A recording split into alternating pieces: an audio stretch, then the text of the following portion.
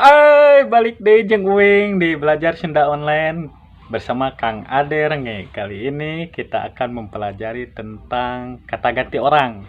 Saya, kamu, dia, mereka, kalian, kita, dan kami.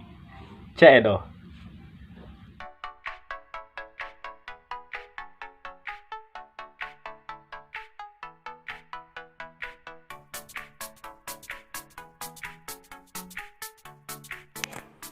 Untuk kata ganti saya ada aing, dewek, urang, kuring, uing, abdi, abdi, kami, kaula, dan kola.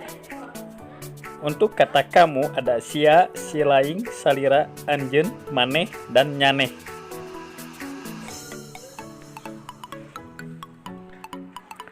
Untuk kata ganti dia ada si itu, si eta, anjeuna, manehna.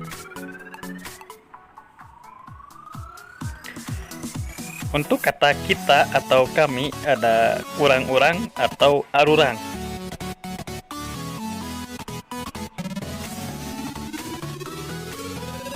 Untuk kata kalian ada aranjeun, maraneh.